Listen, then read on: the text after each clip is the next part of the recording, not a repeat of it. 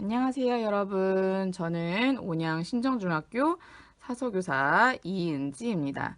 자, 오늘 여러분들이랑 같이 나눠볼 책은 이 다리 위 우리 집이라는 책이에요. 다리 위 우리 집. 이 책은 여기 제일 위에 보이시나요? 최고의 아동 문학에 주어지는 2020 월터상 수상작입니다.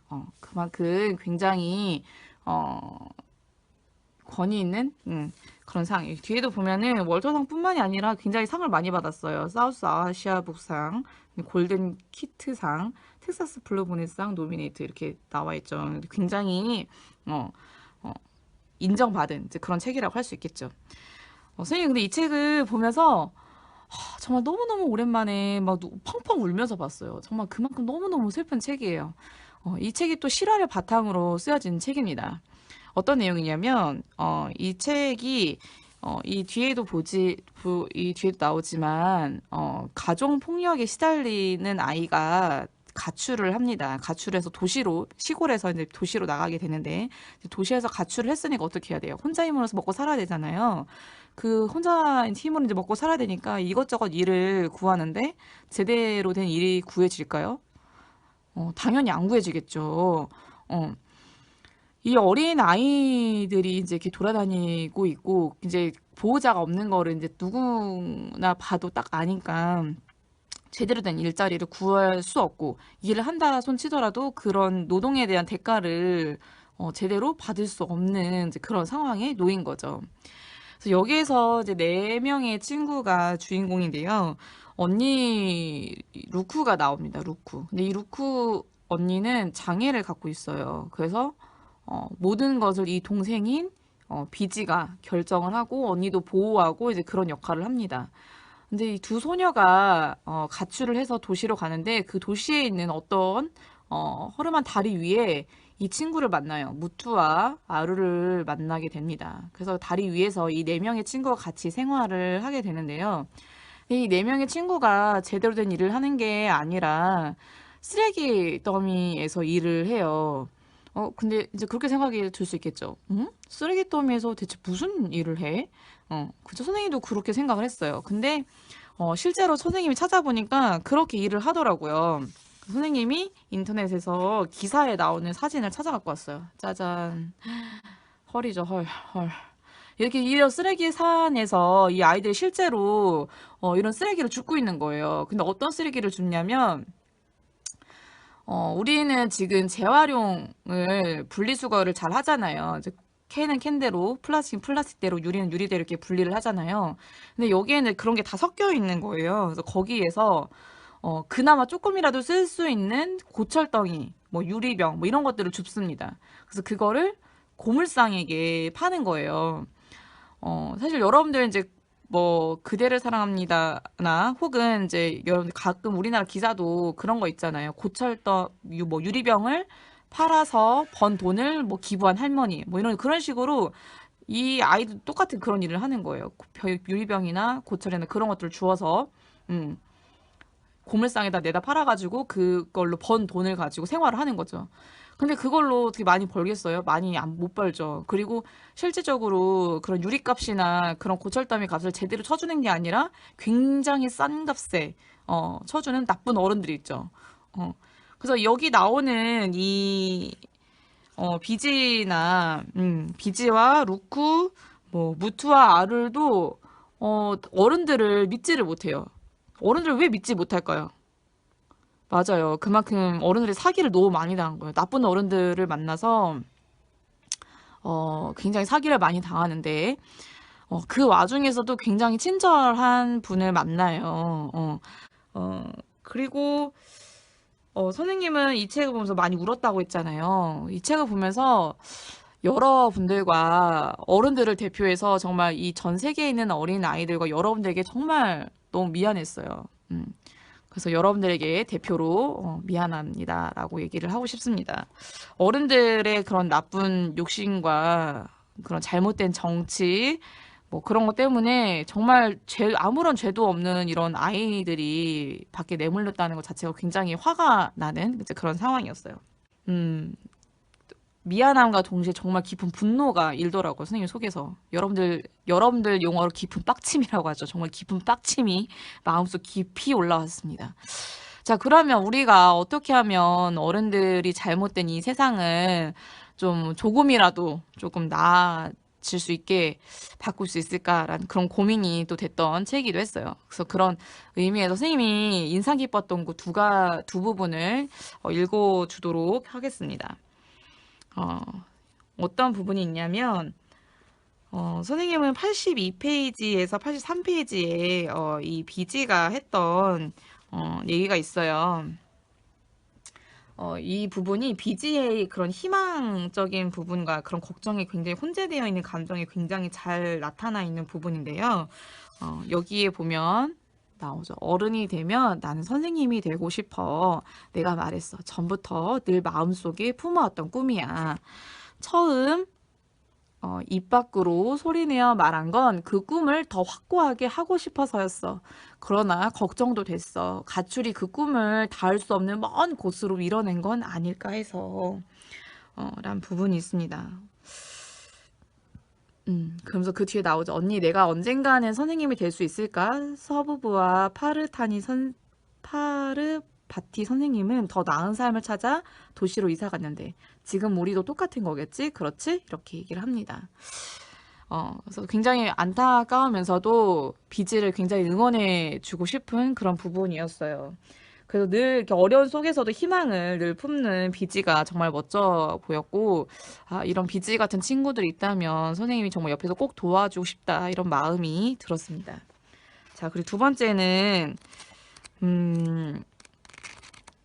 218페이지인데요. 자, 여기 보면 이 스리다라는 친구가 나옵니다. 이 스리다라는 친구는 어떤 친구냐면 이 아룰과 무투와 함께 쓰레기 더미 산을 돌아다니면서 이 친구를 또 만나게 돼요. 근데 쓰레기 더미 산이 한 곳이 아니라 굉장히 여러 곳이었어요. 그래서 다른 곳에 가니까 이 스리다와 다른 친구가 있었는데 이제 그 친구들이 야, 여기는 우리 구역이니까 너네 구역으로 가. 뭐 이렇게 딴지를 겁니다. 그래서 굉장히 속상했던 기억이 나는데 이제 이 루크와 비지가 여러 군데를 돌아다니고 방황을 하다가 또 다시 나중에 이제 이 스리다라는 친구를 만나게 돼요. 정확히는 스리다라는 친구를 만난 게 아니라 쿠마르를 만난 게 된 거죠. 쿠마르랑 그 스리다랑 같이 다녔던. 그래서 그 쿠마르는 보이는데 스리다가 보이지 않아서 물어봐요, 비지가. 야, 스리다라는 못된 녀석은 어디 있어? 내가 알아. 어떻게 피하기라도 하지. 그러고서 나는 목을 쭉 빼고 그 버릇없는 남자를 찾았어. 라고 얘기를 하죠. 근데 쿠마르가 굉장히 충격적인 얘기를 합니다. 쿠마르가 걔는 이제 없어. 그러니까 죽었어. 라고 얘기를 합니다. 죽었다고? 나는 뭐 이렇게 좀 말을 못 이제 비지가 행동을 취하니까 이제 비지가 정말 미안해. 라고 얘기를 합니다. 나는 내 발이 쑥 빠져 있는 잿빛 진흙탕을 내려다 보았어. 미안해. 진짜로 미안해. 굉장히 슬퍼하니까 이제 쿠마르가 얘기를 합니다. 괜찮아. 애들은 날마다 죽어. 그때마다 슬퍼하면 슬픔에 빠져 죽을지도 몰라. 쿠마르는 자기 작대기로 흙탕물을 휘휘 저었어. 처음 만났을 때부터 스리다는 이기적이고 못돼 먹은 아이였어. 그렇다 해도 이렇게 어린 나이에 죽어도 되는 건 아니잖아. 우리 같은 아이들은 오늘 여기 있다가 내일 죽어서 사라질 수도 있겠구나. 그 사실에 나는 큰 충격을 받았어. 라고 얘기한 부분이에요. 선생님 여기서 진짜 너무너무 많이 울은 것 같아요. 아, 정말 그렇잖아요. 사실 여러분들이 태어난 게 여러분들 원해서 태어난 게 아니잖아요. 그죠? 선생님도 그렇고. 이 세상 모든 아이들은 사실 선택의 여지 없이 태어났죠. 그럼 그거에 대한 책임은 사실 어른들이 져야 되거든요. 이 세상 모든 아이들은 그냥 죽어도 되는 게 아니죠. 어떻게 그냥 죽어도 되는 아이가 있을 수 있겠어요. 정말 이 세상 모든 아이들은 그냥 죽어도 되는 아이들은 단 한 명도 없습니다. 누구나 다 태어나는 그 순간부터 건강해야 하고 또 보호받아야 되고 또 사랑받을 그 권리가 있어요. 이 모든 이렇게 되는 것들은 다 모두 어른들의 잘못이에요. 선생님이 아이들을 낳아보니까 그 부모님 심정을 알겠더라고요. 음, 정말 아이들을 낳았던 거는 그 아이들 보면 너무너무 예뻐요. 아이들 낳고 보면. 근데 그 아이들 정말 사랑받아야 되고 여러분들도 마찬가지예요. 여러분들 어릴 때뿐만 아니라 지금 자라나서 지금 여러분들 보면 너무너무 반짝반짝하고 너무너무 예쁘잖아요. 그 예쁜 청소년 시절을 보내고 있는데 그걸 어른들로 인해서 이렇게 죽음을 맞아야 되는 그런 상황까지 가야 된다라는 게 정말 너무너무 화가 나더라고요.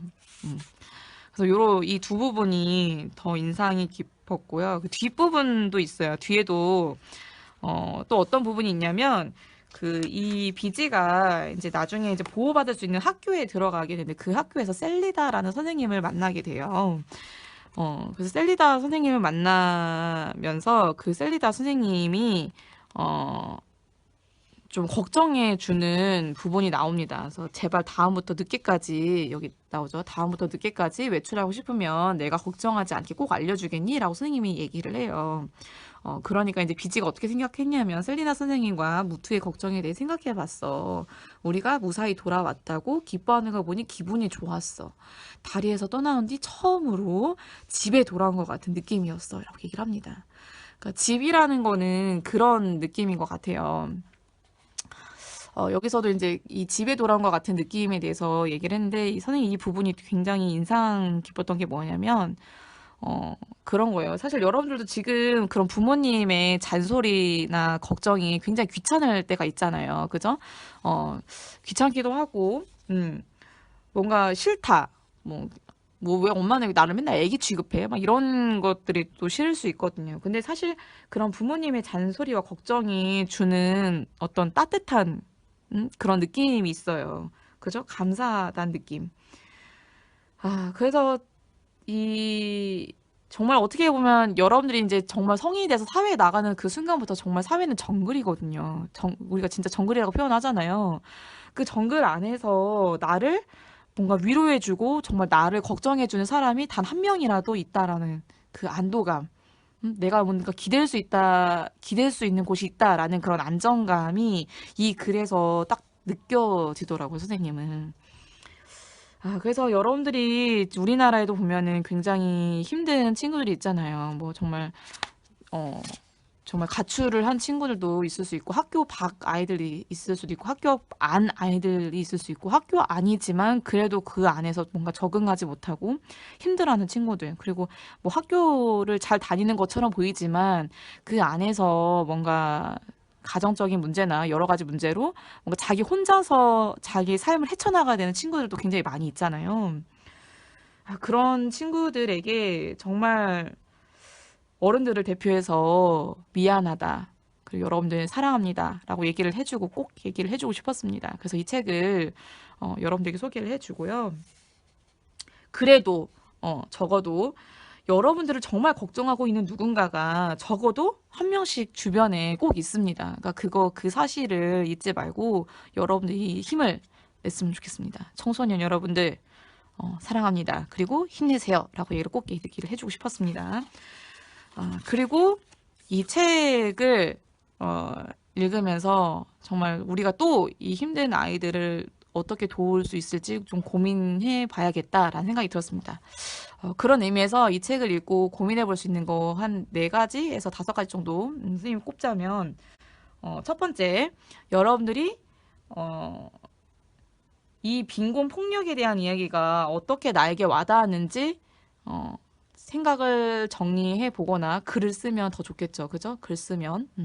사실 이런 빈곤이나 폭력에 대한 이야기가 굉장히 먼 나라의 이야기처럼 들리잖아요, 사실. 근데 이런 폭력이나 빈곤에 대한 이야기가 여러분들에게 어떻게 와닿았는지 한번 고민해 봤으면 좋겠고요.